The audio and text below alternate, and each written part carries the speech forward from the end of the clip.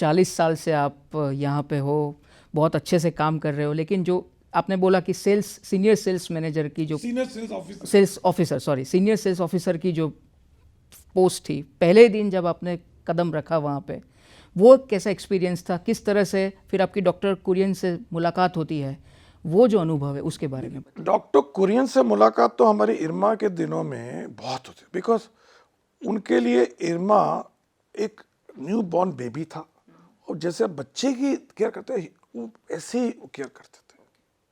मतलब regular interaction रहता था। मतलब हम बहुत फॉर्चुनेट कि पहले दिन इंटरेक्शन हुआ, दौरान हुआ, जब हम पास आउट हुए तब भी इंटरेक्शन हुआ, और फॉर्चुनेट उन्हीं के ऑर्गेनाइजेशन में काम करने का मौका मिल गया। तो जब देखिए मुझे जॉब मिली सीनियर सेल्स ऑफिसर की, मैंने अहमदाबाद ज्वाइन किया, जो हमारा, क्योंकि अहमदाबाद ऑफिस के अंडर आता था राजस्थान, वहाँ ऑफिस था नहीं अमूल का, हाँ जी।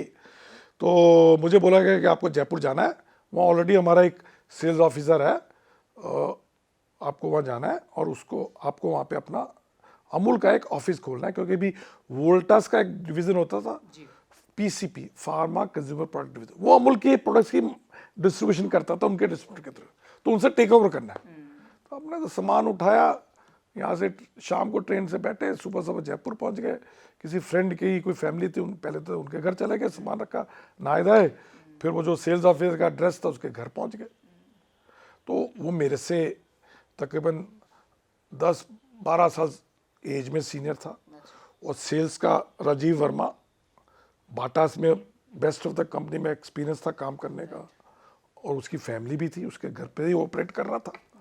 तो जब मैं वहाँ गया तो वो भी बेचारा शॉक हो गया, क्योंकि वो सोच रहा था कि ये जो जॉब है वो उसके लिए है।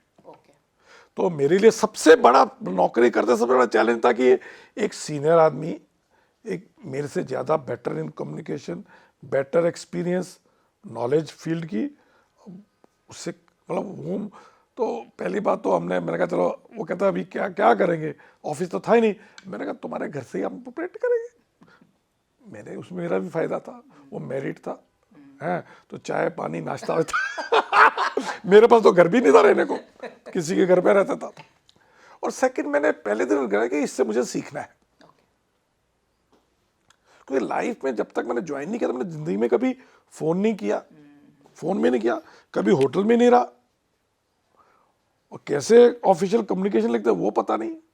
उसके पास बजाज स्कूटर था, उसके स्कूटर के पीछे बैठता था, और जो दुकानों पे जाना, जो भी काम करने थे, नया ऑफिस खोलने के लिए वेयर हाउस देखना, उसको फ़ोन मोबाइल तो थे नहीं, और रात को आप 8-9 बजे के बाद पोस्ट ऑफिस में चले जाते थे, अपनी कॉल बुक की, और बॉस अहमदाबाद उससे बात करने के लिए, और कभी 10-11 बज जाते थे तो वापस आ जाते, क्योंकि बॉस सो गया होगा।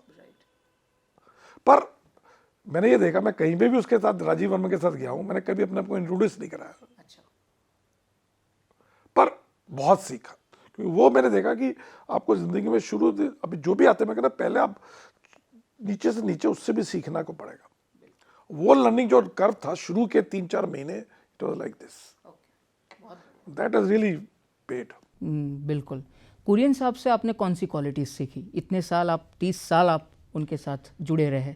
देखिए, डॉक्टर कुरियन बेसिकली एक जो विजनरी थे, उनका सबसे बड़ा जो हमने जो देखा कि एक तो उनकी जो वैल्यू सिस्टम था ना, उसमें वो कॉम्प्रोमाइज नहीं करते थे। इतने साल में देखा, और कई एग्जाम्पल्स हैं, मतलब जैसे एक तो इंटीग्रिटी है। बताओ, मैं आपको एग्जांपल दूं, जब हम इरमा से पास आउट हो रहे थे तो हमारे एक बैच में ने पूछा कि सर यू आर द, आप चेयरमैन अमूल में भी हो, एनडीडीबी में भी हो, दूसरी भी 3-4, तो आप प्रोफेशनल रखते हो, उनको प्रमोट करते हो, उनको ज़्यादा रिस्पॉन्सिबिलिटी देते हो, क्या देखते हो आप आदमी, किसको लगता है कि आप ये प्रोफेशनल आपके अच्छा है? तो उन्होंने कहा मैं 3 चीज़ें देखता हूँ, इंटेग्रिटी, इंटेग्रिटी, इंटेग्रिटी। एक तो मतलब वो कहते हैं इन चीज़ में कॉम्प्रोमाइज़ कर ही नहीं सकते, इसमें नथिंग लाइक कि ग्रे, इधर है या नहीं, बीच का नहीं कुछ।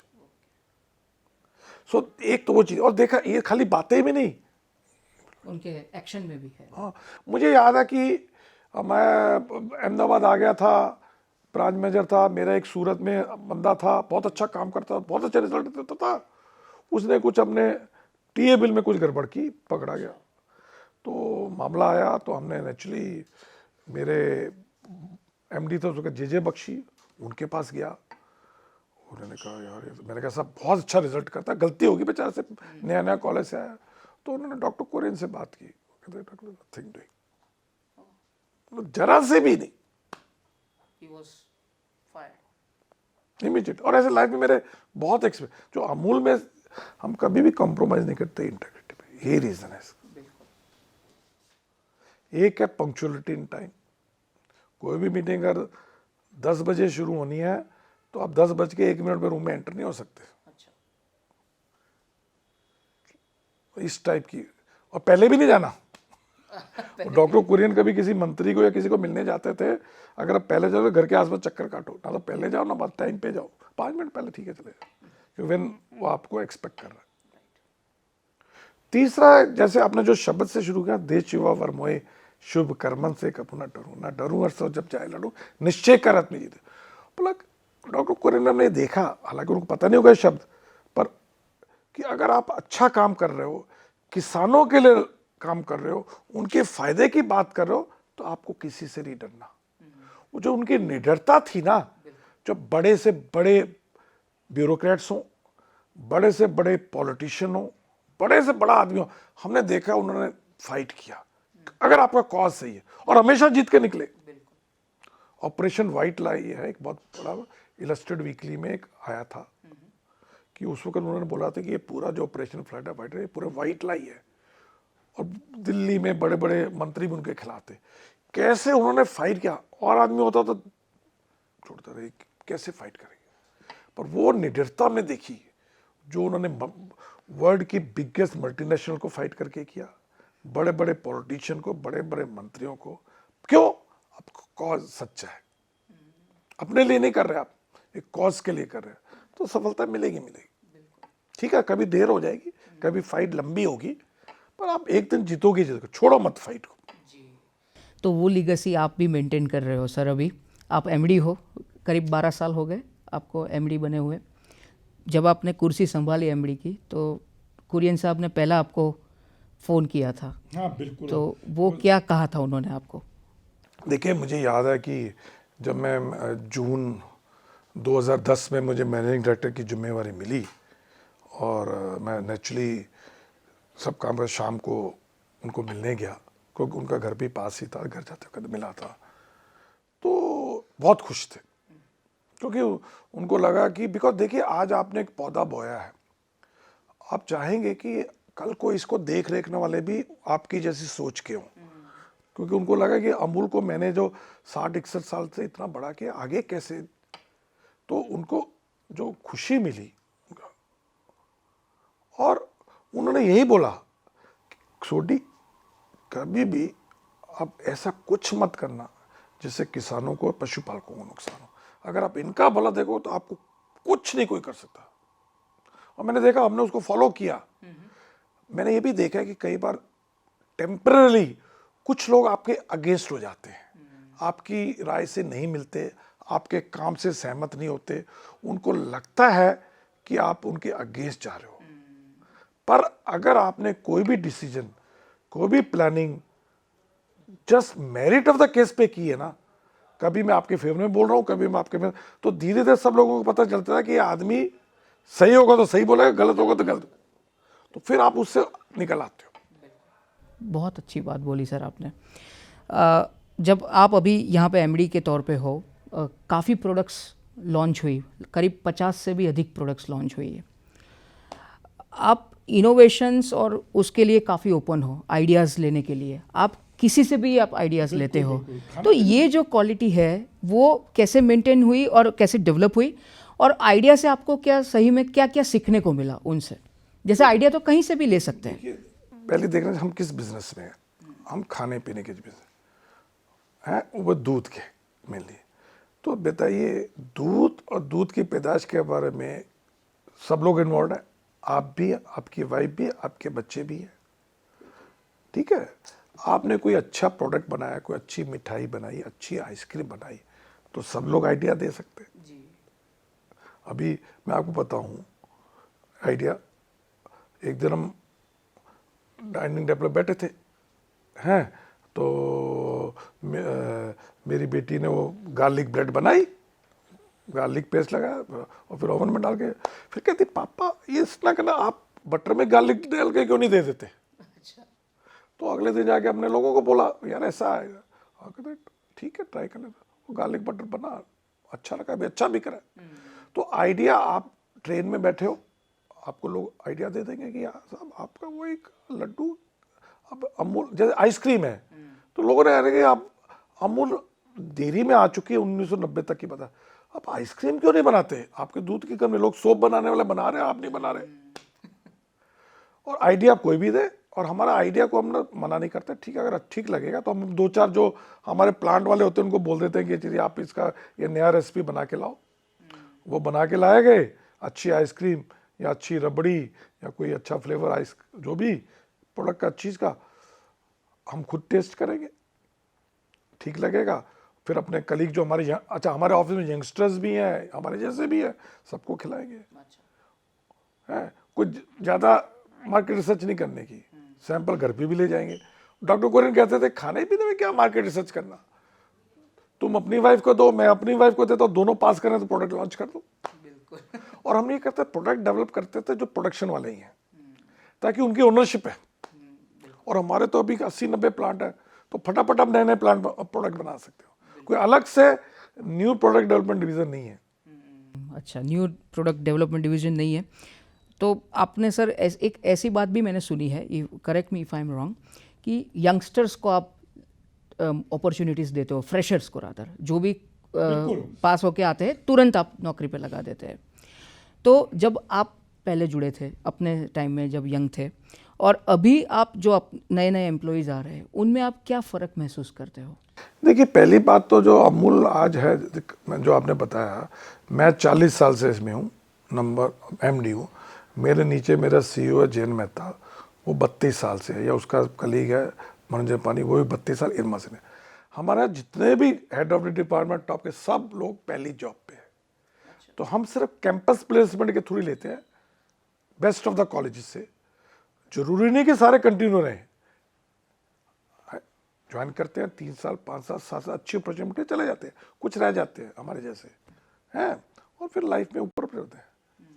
तो उससे हमारा क्या, हमारा एक ही ऑब्जेक्टिव है कि उससे जो आपका डीएनए है ना, वो डॉक्टर वर्गीस कुरियन का वैल्यू सिस्टम वाला डीएनए है, त्रिभुवनदास पटेल का पशुपालकों को समर्पित डीएनए वो रहता है। बहुत अच्छी बात बोली।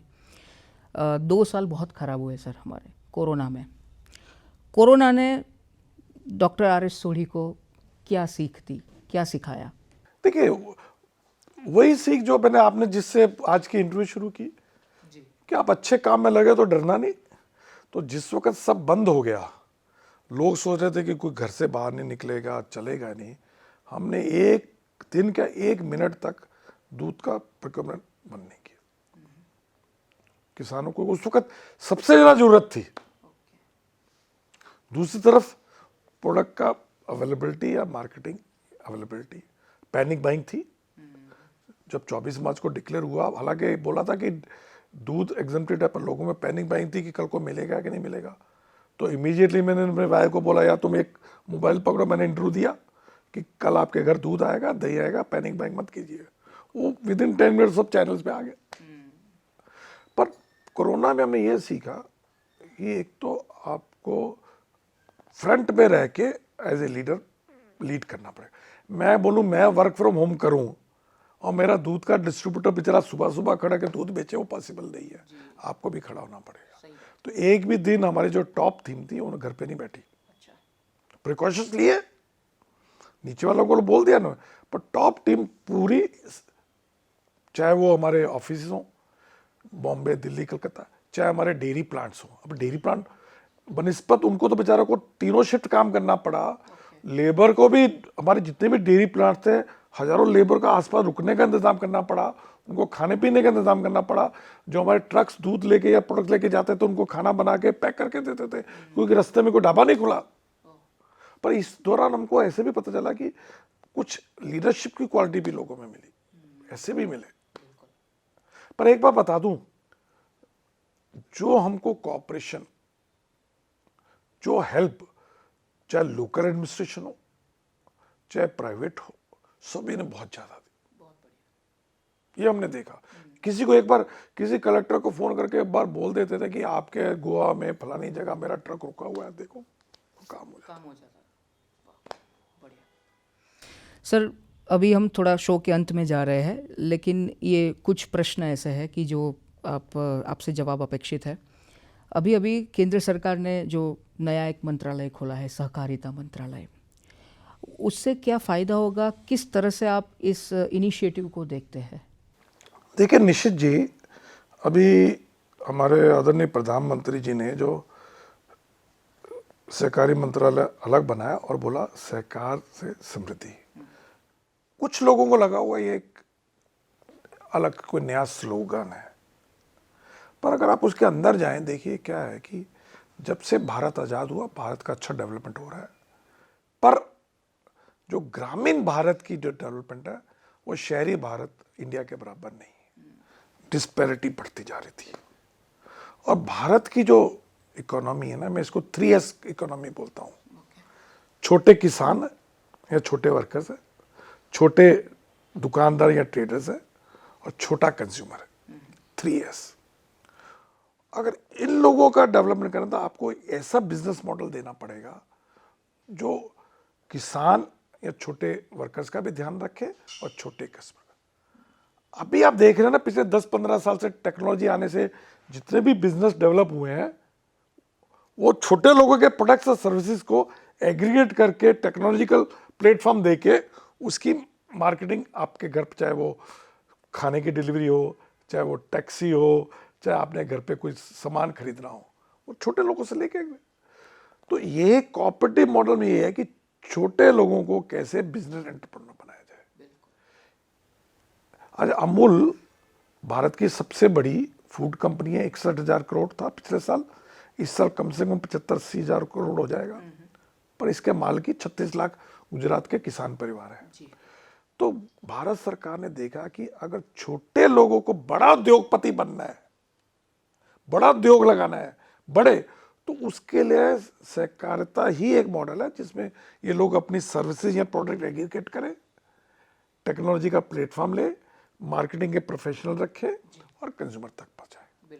और ये जो सहकारिता सिर्फ दूध तक ही या क्रेडिट कोऑपरेटिव या हाउसिंग में नहीं है, आप किसी चीज में भी लगा सकते हैं, चाहे वो सिक्योरिटी सर्विसेज हो, चाहे फूड डिलीवरी हो, चाहे टैक्सी हो, चाहे मेड सर्वेंट हो, चाहे जिम के इंस्ट्रक्टर, आप किसी चीज में लगा सकते हैं।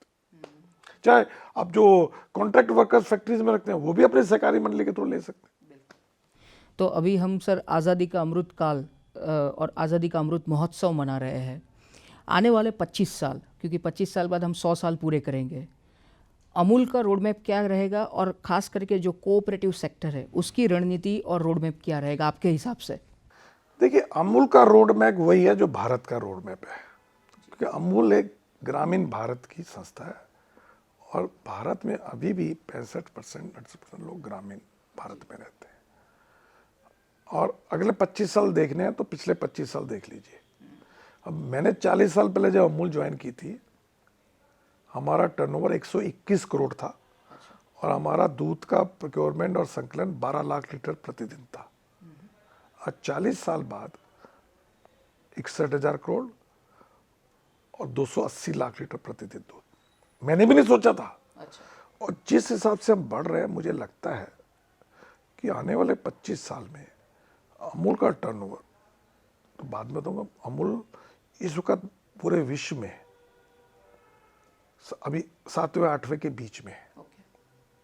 पूरे विश्व में नंबर 1 होगी डेयरी टू दी वर्ल्ड, और 30 लाख करोड़ हमारा टर्नओवर होगा। आपको लगता होगा ये मजाक कर रहा हूं। देखिए, मैं बता रहा हूं, मैं 11 साल पहले जब बना था तो हमारा अमूल का टर्नओवर 8,000 करोड़ था,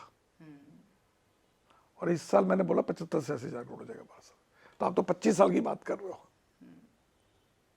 और भारत विश्व की पहली 3 इकोनॉमी में होगा, 4 में तो आ ही गया, हो सकता है पहले नंबर 2 पे आ जाएगी।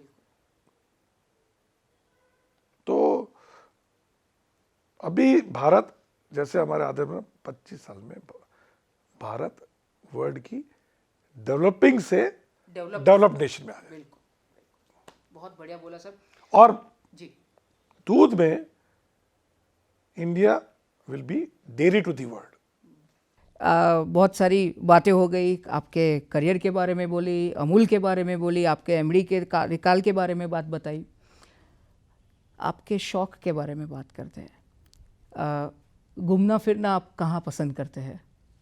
देखिए, शौक में सबसे, क्योंकि जॉब भी ऐसा था कि सेल्स मार्केट में घूमना फिरना था, तो शुरू से घूमने फिरने का तो बहुत, जितना मर्जी आप घुमा फिरा लीजिए। जॉर्डन से बगदाद गए थे, तो वो बाय रोड गए थे, वो एक्सपीरियंस क्या था, वो समझ में नहीं आया। नहीं, उस वक्त सद्दाम हुसैन का राज था इराक में, और फ्लाइट्स अलाउड नहीं थी। हमारा वहाँ पे इराक गवर्नमेंट के साथ एक फूड फॉर ऑयल में बेबी फूड सप्लाई करने का चल रहा था, तो उनको वहाँ जाके मिलना था वहाँ की सरकार को। तो फ्लाइट थी नहीं, तो जॉर्डन में, अम्मान में तक की फ़्लाइट थी, वो ली, और वहाँ से फिर मैंने टैक्सी ली। अच्छा, वो तकरीबन 1000 माइल, और बैठ गए टैक्सी में, और पूरे डेजर्ट में जा रहे हैं, सिर्फ रोड पे टैंकर्स ही, ऑयल के टैंकर्स थे और कुछ नहीं था। अच्छा, तो पर जाना तो गए, रास्ते में टैक्सी का एक्सीडेंट भी हो गया। फिर वो ड्राइवर बेचारा, ठीक चोट नहीं लगी, दूसरे गांव में गए, वहाँ से एक नया टैक्सी किया। पर वहाँ पे जाके देखिए, एक तो मैंने देखा कि मैं, जब हम बगदाद के पास पहुँचे, उससे 15-20 किलोमीटर पर हर 2 किलोमीटर के बाद AK-47 लेके उनकी आर्मी खड़े रहते चेकिंग के लिए। और वो जूं घूम के देखते, अच्छा, क्योंकि हम तो सरदार थे, पगड़ी, ओ हिंदी, गो। कई बार ड्राइवर को बाहर निकाल के चेक करेंगे, हम, मुझे नहीं, इंडियंस को बिकॉज ऑफ हिंदी चले। तो उस वक्त तो हम देखते, तब 2-3 दिन रहे वहाँ पे, देखा था प्लेन में लगा रहता था कि अमेरिकन प्लेन आएंगे, कोई बम गिराएंगे, कुछ गिराएंगे। मुश्किल हालात थे उस वक्त, पर बहुत मेमोरेबल रही। इसी तरह 2-3 दिन बाद वापस भी आए। खाने पीने की बात करें, वैसे तो खाने पीने के तो आप शौकीन हो गए ही, क्या क्या खाना पसंद करते हैं सर आप? कुछ भी, अच्छा, शुरू से ही खाने पीने का शौक है। अरे, मेरी मदर भी कहती, मेरी वाइफ भी कहती, कोई लोगों को होता है कि ये चीज़ पसंद नहीं, हमको कुछ भी खिला दो, टेस्टी होना चाहिए। टेस्टी होना चाहिए। हम ज़्यादा वो उस तरफ नहीं देखते कि हेल्थ वाइज ये है, यार टेस्ट होना, खाने पीने की चीज़ में टेस्ट होना चाहिए। टेस्टी होना चाहिए। हाँ, अभी संगीत की बात इसलिए करूँगा सोढ़ी साहब, कि आपकी माताजी भी म्यूज़िक की टीचर थी, उन्होंने बीए किया, फिर वो संगीत की टीचर बनी। आपको संगीत का शौक था कि नहीं, और है कि नहीं? नहीं, हम चारों ब्रदर्स में, और मदर का सबसे बड़ा जो दुख था कि मेरे बच्चों में किसी को भी संगीत की तरफ शौक नहीं। तो आपको गाना तो अच्छा लगता है, तो 2 लाइन अगर अब हमारे दर्शकों के लिए गा अरे सके। बिल्कुल, गाना अरे तो कुछ भी 2 लाइन, हमारे दर्शकों की रिक्वेस्ट है। अरे यार, दर्शकों के लिए मुझे तो, हमारे दर्शकों के लिए गाना। मेरी वाइफ होती है ना, कभी हम घूमने जा रहे होते हैं ना, कभी हिल स्टेशन में, तो वही एक हिमालय की गोद का गाना है मनोज कुमार। जी, कौन सा है? वो यार गाऊंगा नहीं, बता, वर्डिंग बता दूंगा।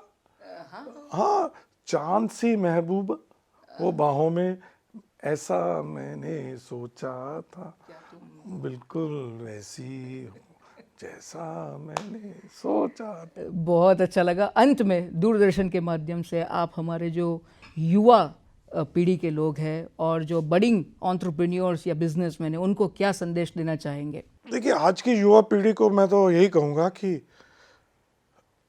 आप बहुत लकी हैं कि आप भारत में युवा हुए, जब अपॉर्चुनिटीज़ बहुत ज़्यादा है।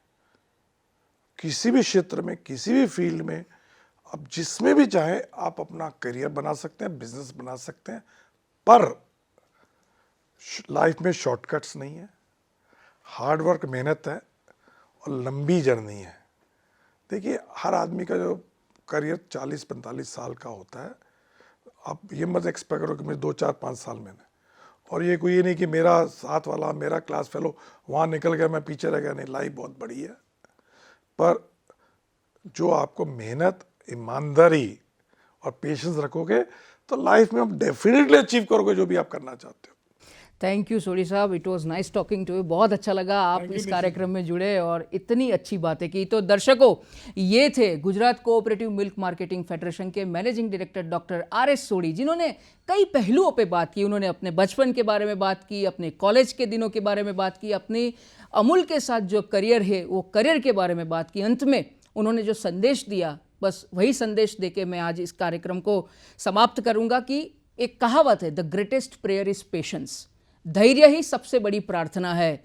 तो आप धैर्य के साथ अपने मन से, लगन से, मेहनत से अगर आप आगे बढ़ोगे, काम करोगे, तो सफलता अवश्य आपके कदम चूमेगी। और एक बात उन्होंने कही कि जल्द ही जो अमूल है वो डेयरी टू द वर्ल्ड रहेगा और हम भारत डेवलपिंग कंट्री से जल्द ही कुछ ही समय में डेवलप्ड नेशन की ओर आगे बढ़ेगा। तो इस विचार के साथ इस कार्यक्रम में इतना ही। अगले रविवार को फिर से एक नए अतिथि के साथ आपके समक्ष उपस्थित रहेंगे। तब तक आपसे इजाज़त लेते हैं। नमस्कार।